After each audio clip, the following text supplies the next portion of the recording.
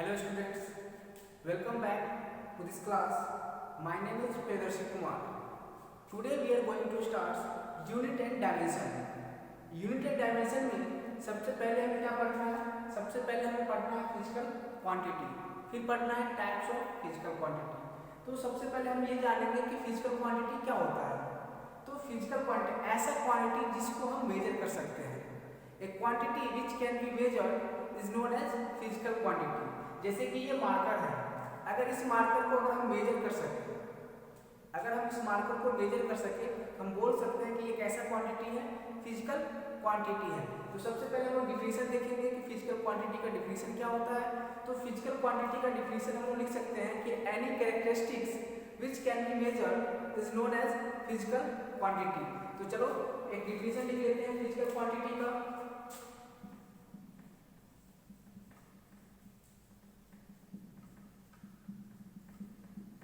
Any characteristics which can be measured is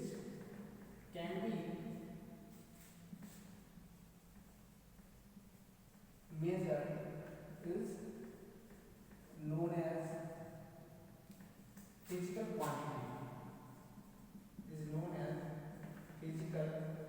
quantity. यानी कि ऐसा क्वांटिटी जिसको हम मेजर कर सकते हैं। नेचर की हर वो क्वांटिटी जिसको आप मेजर कर सकते हो उसको क्या बोलेंगे, फिजिकल क्वांटिटी बोलेंगे। जैसे कि ये मेरे पास मार्कर है, इस मार्कर को अगर मैं मेजर कर पाऊँ इसे मैं क्या बोलूँगा, फिजिकल क्वांटिटी। तो फिजिकल क्वांटिटी में दो चीज़ होता है। जब हम किसी भी क्वांटिटी को मेजर करते हैं तो दो चीज़ मेजर करते हैं, एक उसका मैग्नीट्यूड और दूसरा यूनिट। जैसे कि मैं अगर इस मार्कर को मेजर करूँ, यानी कि अगर इस मार्कर का मुझे लेंथ मेजर करना है तो मैं इसे क्या मेजर करूंगा। जैसे कि अगर मैं ये मेजर करता हूँ कि इसका लेंथ इतना सा है, यानी कि मैं बोलता हूँ सपोज दैट कि इसका लेंथ कितना है, 10 सेंटीमीटर मान लेते हैं, 10 सेंटीमीटर है। तो 10 सेंटीमीटर में जो 10 है वो क्या है, मैग्नीट्यूड, एंड सेंटीमीटर है वो क्या है, यूनिट। यानी कि अगर मैं किसी मार्कर का, यानी कि अगर मैं इस तरीके से बोलता हूँ कि हमारे पास एक क्या है, ये है आपका मार्कर। अगर ये मार्कर है इसका क्या होगा, कुछ ना कुछ लेंथ होगा, ये क्या कहलाएगा, लेंथ, ये क्या कहलाएगा, ब्रेथ। तो लेंथ अगर मैं बोलता हूँ कि ये 10 सेंटीमीटर है, कितना है, 10 सेंटीमीटर। तो इस 10 सेंटीमीटर में जो ये आप 10 देख रहे हैं क्या है, ये है मैग्नीट्यूड, ये है आपका मैग्नीट्यूड, एंड ये क्या है, यूनिट। यानी कि किसी भी फिजिकल क्वांटिटी को जब हम मेजर करेंगे तो उसको मैग्नीट्यूड एंड यूनिट के टर्म्स में मेजर करेंगे। तो यहाँ हम लिख सकते हैं कि ए फिजिकल क्वांटिटी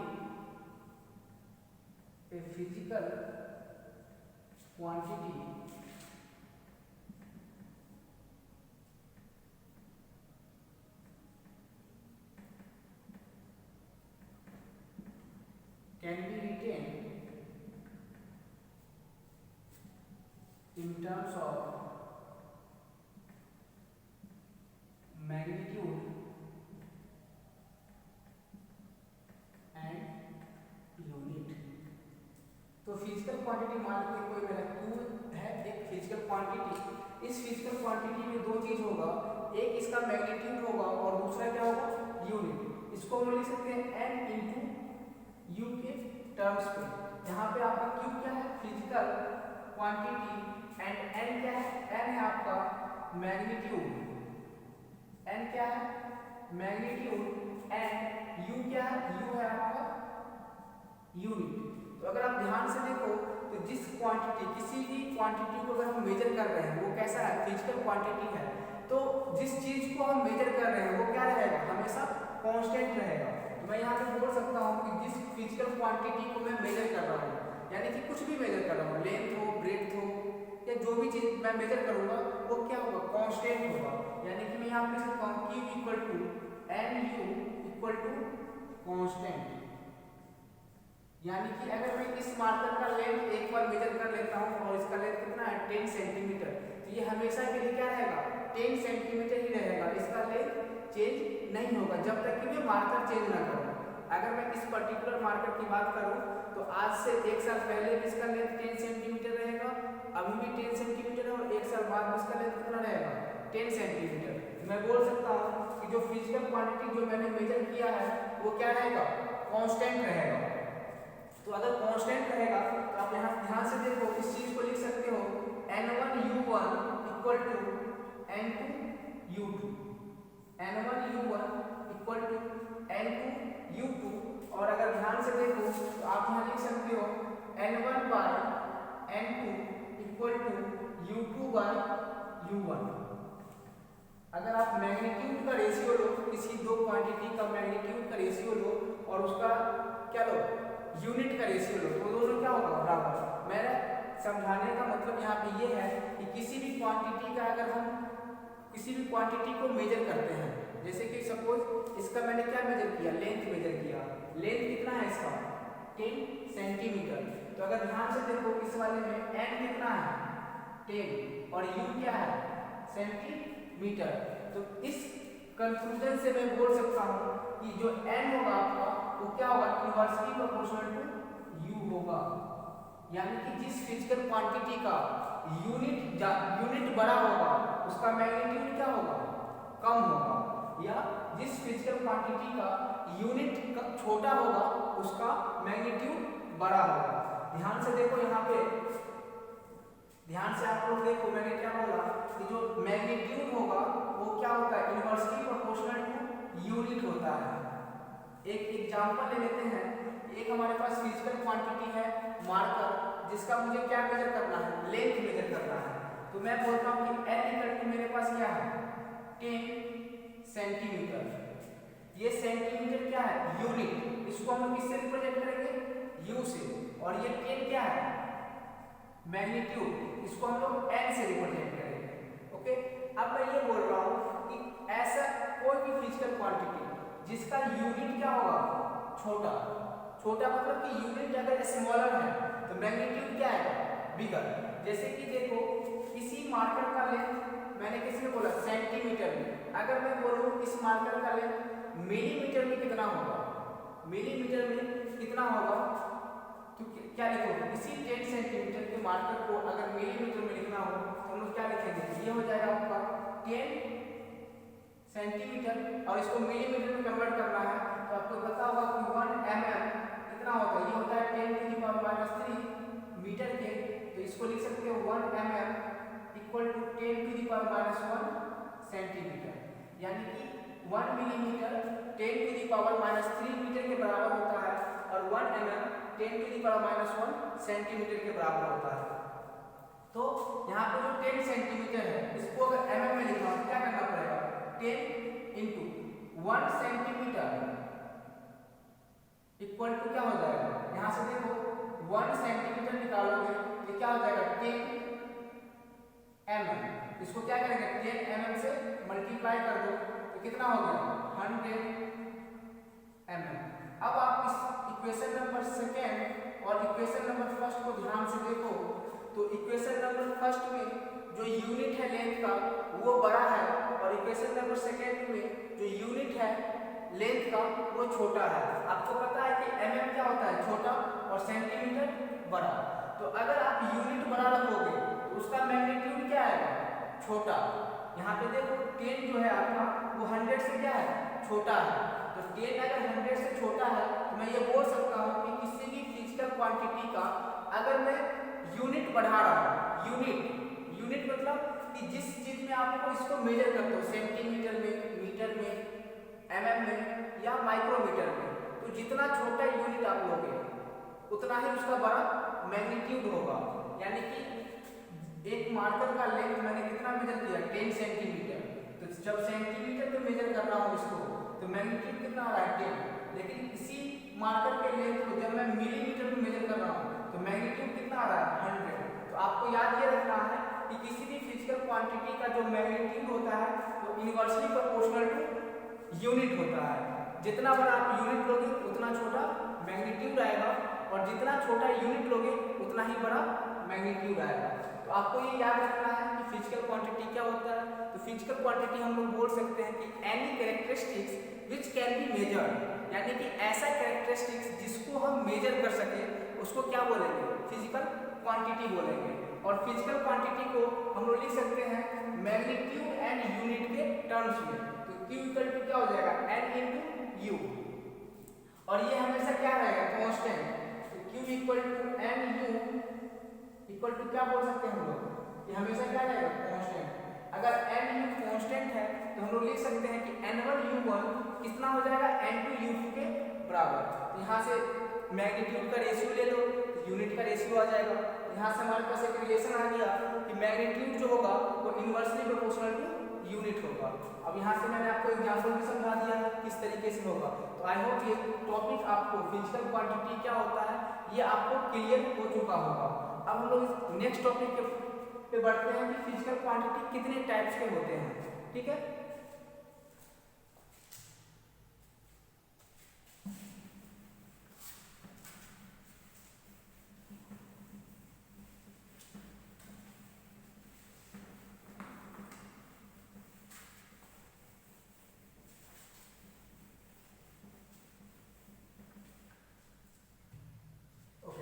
अब हम लोग को पढ़ना है कि types of physical quantity, types of physical quantity. तो इसके कितने टाइप्स हो जाएंगे, अगर हमें पढ़ना है types of physical quantity, basically ये दो टाइप का फिजिकल क्वांटिटी होता है, पहला फंडामेंटल क्वांटिटी एंड दूसरा डिराइव्ड क्वांटिटी। बट एक तीसरा क्वांटिटी भी होता है सप्लीमेंट्री क्वांटिटी। इसीलिए हम लोग यहाँ पढ़ेंगे टाइप्स ऑफ फिजिकल क्वांटिटी में ये तीन टाइप्स का क्वांटिटी होता है। पहला कौन सा हो जाएगा मेरा, पहला हो जाएगा fundamental quantity, fundamental quantity. Second derived quantity and third one is supplementary quantity, supplementary quantity. अब वन बाय वन करके हम लोग हर क्वांटिटी का क्या पढ़ेंगे, डिफिनेशन, एंड देखेंगे कि क्या क्या इंपॉर्टेंस है फंडामेंटल क्वांटिटी का, डिराइव्ड क्वांटिटी का एंड सप्लीमेंट्री क्वांटिटी का। तो सबसे पहले हम लोग को पढ़ना है कि फंडामेंटल क्वांटिटी क्या होता है।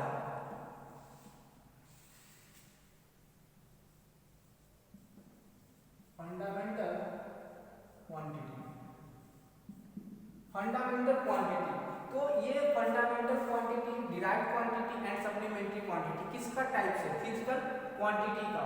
तो एक चीज तो फिक्स है कि हमें उस क्वांटिटी को क्या करना पड़ेगा, मेजर करना पड़ेगा।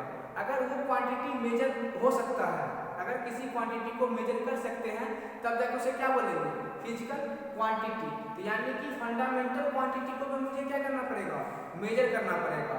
तो कुछ तो डिफरेंस होगा फिजिकल क्वांटिटी में और फंडामेंटल क्वांटिटी में, तभी तो मैंने इसका टाइप्स किया है।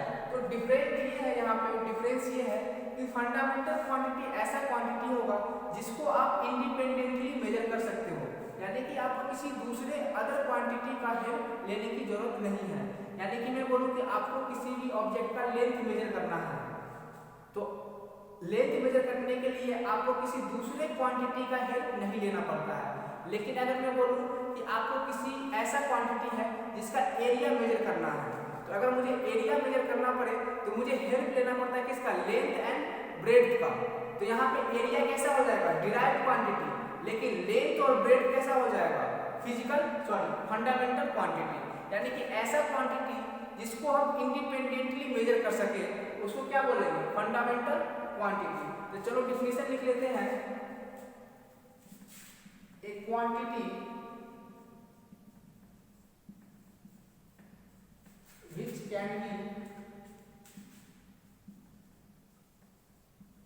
which can be measured independently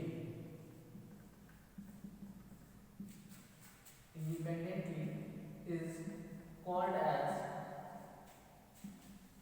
fundamental quantity, fundamental quantity. यानी कि ऐसा क्वांटिटी जिसको हम इंडिपेंडेंटली मेजर कर सके उसे क्या बोलेंगे, fundamental quantity. A quantity which can be measured independently is called as fundamental quantity। अब हमें पढ़ना है कि कौन कौन क्वांटिटी फंडामेंटल क्वांटिटी हो सकता है। तो जब मैंने फिजिकल क्वांटिटी पढ़ना स्टार्ट किया, जब हम लोगों ने फिजिकल क्वांटिटी पढ़ना स्टार्ट किया था तो हमने क्वांटिटी को मेजर करना स्टार्ट कर दिया था। जब क्वांटिटी को मेजर करना स्टार्ट कर दिया तो मुझे पता चला कि क्वांटिटी को कैसे मेजर किया जा सकता है। जैसे कि मैं बोलूं कि हमारे पास ये मार्कर का क्या है, ढक्कन है। तो इस मार्कर का जो ढक्कन है, अगर इसको मेजर करना है तो हमें क्या अपनी उंगली को कितना फैलाना पड़ता है, बस इतना सा फैलाना पड़ता है। हमें पता चल गया कि ये जो मार्कर का जो ढक्कन है, जो निप है, वो इतने साइज का है। ठीक है, अब मैं बोलता हूँ कि अब मुझे क्या करना है कि हमें इस मार्कर को मेजर करना है। तो जब मुझे इस मार्कर को मेजर करना था तो अब देखो ये इतने से भी नहीं आ रहा है, मुझे क्या करना पड़ा, इसको फैलाना पड़ा। तो मैंने इसको फैला के इस तरीके से रखा, मैंने इसको फैला के इस तरीके से रखा। तो मुझे एक चीज समझ में आया कि अगर इसको मेजर करना है, अगर इसको मेजर करना है तो पहले इतना सा था, अब इतना सा हो गया।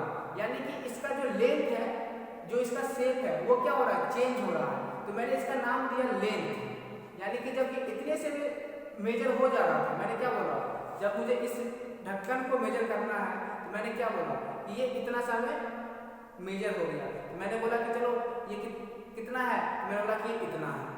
अब किसी ने पूछा कि बताओ मार्कर कितना है, किसी ने पूछा कि मार्कर कितना है। फिर मैंने क्या किया, इसको दोनों उंगली के बीच में फंसाया और फिर मैंने देखा कि इतना सा हो रहा है। तो मैंने क्या बोला, ये इतना सा हो रहा है। तो मैंने इस इतने से को क्या नाम दिया, इसका नाम दिया लेंथ।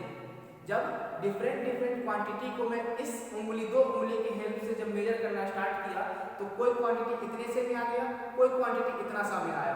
तो मैं यहाँ पे ये बोला कि इस क्वांटिटी का क्या अलग है, इसका लंबाई अलग है। तो मैंने इसका नाम दिया कि अगर लेंथ, हर क्वांटिटी का क्या है, लेंथ अलग है।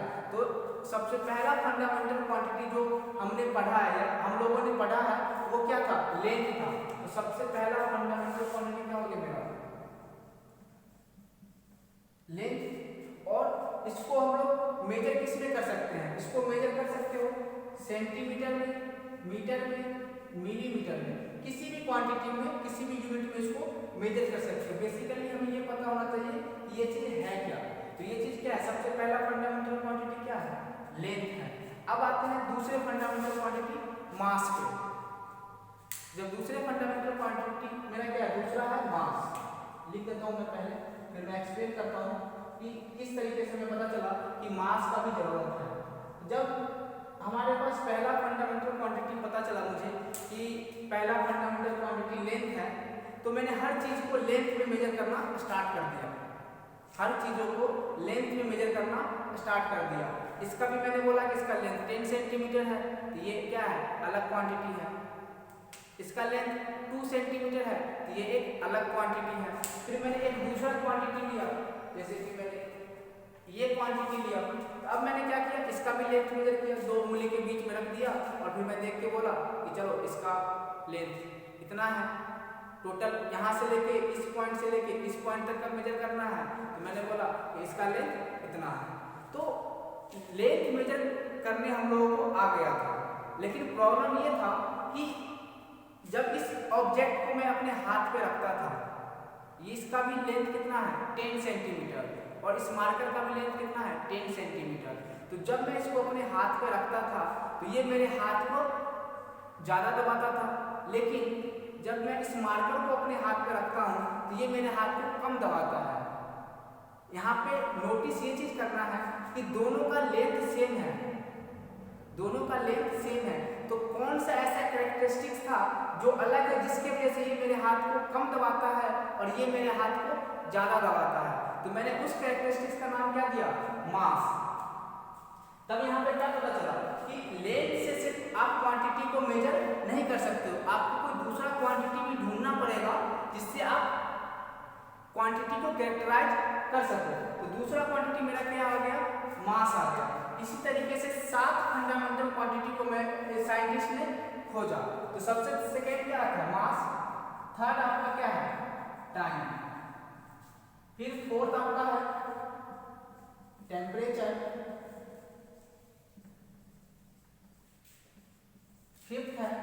इलेक्ट्रिक करंट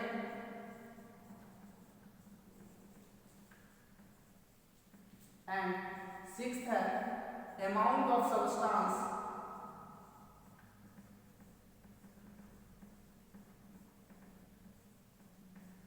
एंड सेवेंथ है ल्यूमिनस इंटेंसिटी, ल्यूमिनस इंटेंसिटी। तो ये 7 फंडामेंटल क्वांटिटी है जिसके हेल्प से हम दुनिया के किसी भी क्वांटिटी को मेजर कर सकते हैं। सबसे पहले क्या था, length, second mass, third time है, fourth temperature, fifth electric current, sixth है amount of substance and last one है ल्यूमिनस इंटेंसिटी। इस 7 फंडामेंटल क्वांटिटी की हेल्प से हम दुनिया के किसी भी क्वांटिटी को मेजर कर सकते हैं। और हमें बस ये 7 फंडामेंटल क्वांटिटी लेकिन पता होना चाहिए, तब जाके आप क्या कर सकते हो, दूसरे क्वांटिटी को मेजर कर सकते हो। तो ये था आपका फंडामेंटल क्वांटिटी। अब इसमें एक पॉइंट याद रखना है, ऑब्जेक्टिव पर्पस से कभी कभी एग्जाम में फंडामेंटल क्वांटिटी की जगह एब्सोल्यूट क्वांटिटी लिख दिया जाता है। जैसे कि आपसे पूछेगा, 4 ऑप्शन दे दिया जाएगा, इस तरीके से बोला जाएगा find out the absolute quantity. Okay, और ऑप्शन दे दिया जाएगा आपको, option number A length, option number B area, option number C current and option number D both A and C. इस तरीके से आपको क्या दिया जाएगा, ऑप्शन दे दिया जाएगा। तो आप जब मैंने आपको क्या पढ़ाया था, फंडामेंटल क्वांटिटी। फंडामेंटल क्वांटिटी आपको पता है कि क्या होता है, length, mass, time, temperature, electric current, amount of substance and luminous intensity. But exam में क्या होता है, कभी कभी क्वेश्चन थोड़ा सा चेंज कर देता है, दूसरे लैंग्वेज में पूछ लेता है। तो फंडामेंटल क्वांटिटी को हम क्या बोलते हैं, एब्सोल्यूट क्वांटिटी। तो अगर एग्जाम में फंडामेंटल की जगह एब्सोल्यूट लिखा आ जाए तो घबराना नहीं है, वहां पे आपका ऑप्शन क्या हो जाएगा, option number D both A and C. तो आप यहाँ पर नोट करके लिख लो,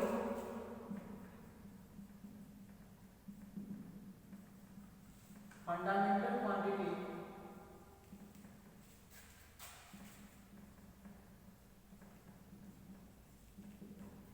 is also called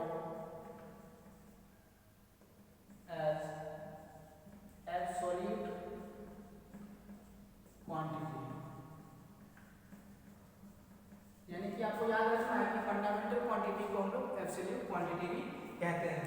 तो आज के लेक्चर में हमने 2 टॉपिक को पढ़ा है। सबसे पहला कि फिजिकल क्वांटिटी क्या होता है, फिर फिजिकल क्वांटिटी में किस तरीके से फिजिकल क्वांटिटी को रिप्रेजेंट कर सकते हैं, फिजिकल क्वांटिटी को किससे रिप्रेजेंट करते हैं, मैग्नीट्यूड एंड यूनिट्स के टर्म्स में। फिर हमने देखा कि मैग्नीट्यूड और यूनिट, जब किसी क्वांटिटी को जब एक बार मेजर कर लेते हैं तो उसका जो मैग्नीट्यूड एंड यूनिट का जो प्रोडक्ट होता है वो हमेशा क्या रहेगा, कांस्टेंट रहेगा। तो वहाँ से हमें ये पता चला कि मैग्नीट्यूड क्या होगा, इनवर्सली प्रोपोर्शनल टू यूनिट। यानी किसी भी फिजिकल क्वांटिटी का यूनिट जितना छोटा होगा उसका मैग्नीट्यूड उतना ही बड़ा होगा, या जितना बड़ा यूनिट होगा उतना ही छोटा क्या होगा, मैग्नीट्यूड होगा। फिर हमने क्या पढ़ा, types of physical quantity, fundamental quantity, derived quantity and supplementary quantity.